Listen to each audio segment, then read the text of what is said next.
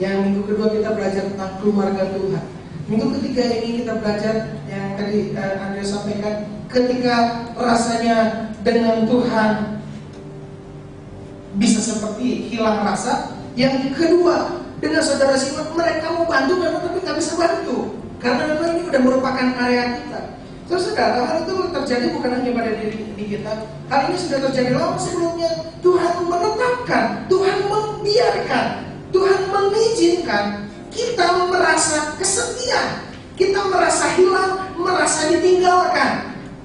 Untuk apa? Untuk menguji isi hati kita. Itu yang Tuhan katakan kepada salah seorang raja, dikatakan untuk menguji, untuk membongkar apa yang sebetulnya ada di dalam hatinya, katanya seperti itu. Jadi saudara-saudara, jika kita mau menjadi seperti Tuhan Yesus, ini pelajaran yang pertama yang harus kita pelajari. Kita bisa katakan, Tuhan, saya tidak suka. Itu artinya kejujuran, betul.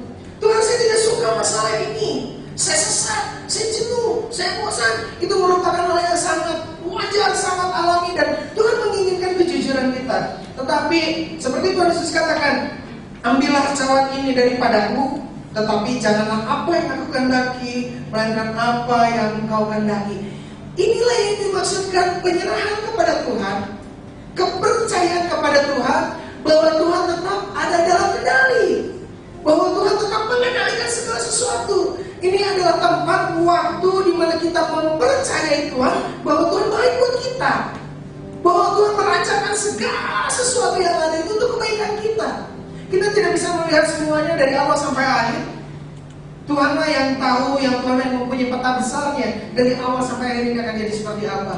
Tetapi Bapak Ibu Saudara kekasih, Tuhan memakai masalah, memakai kesengsaraan untuk mengajar kita untuk bergantung kepada Tuhan. Ini merupakan pelajaran seumur hidup. Ini bukan pelajaran setelah kemarin kita belajar terus kemudian besok akan otomatis tamat. Enggak juga. Jadi Bapak Ibu Saudara kekasih, merupakan hal yang penting sekali untuk kita pelajari.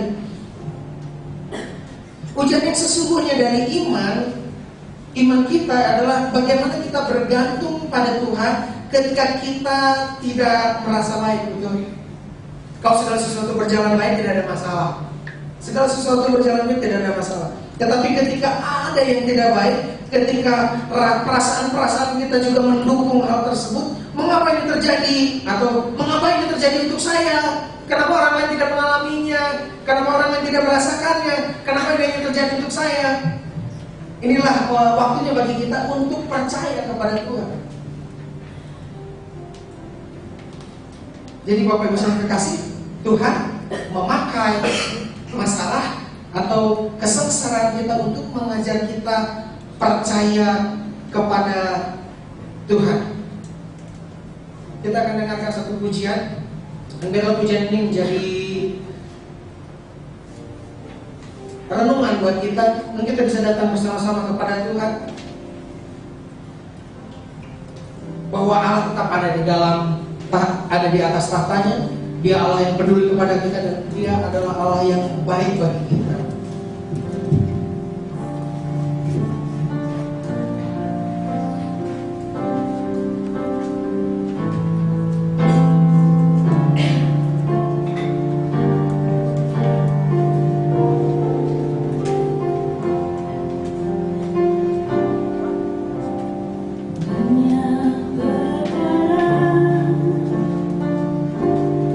Yang tak dapat ku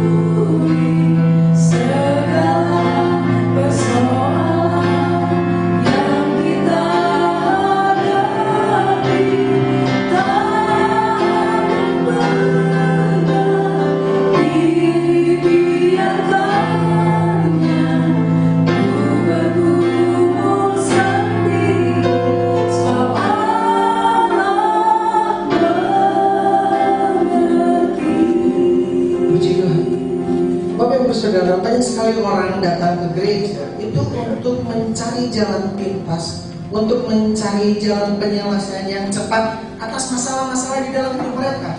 Dan sangat banyak orang memang datang ke gereja untuk menemukan penyelesaian dari masalahnya yang instan bila perlu. Begitu datang ke gereja, pulang, selesai.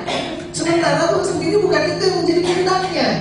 Nggak akan pernah sinkron, nggak akan pernah jadi. Disebutkan bahwa Tuhan mengizinkan segala perkara, termasuk Tuhan mengizinkan masalah, kesengsaraan, kesulitan untuk mengajar kita mempercayai Tuhan.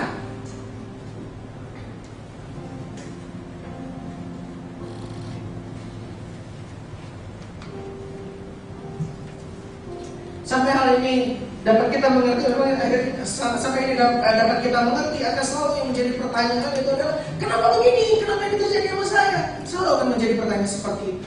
Sekali lagi saya ingin sekali mengulang bahwa ujian yang sesungguhnya dari iman kita adalah bagaimana kita bergantung kepada Tuhan ketika kita tidak merasa baik.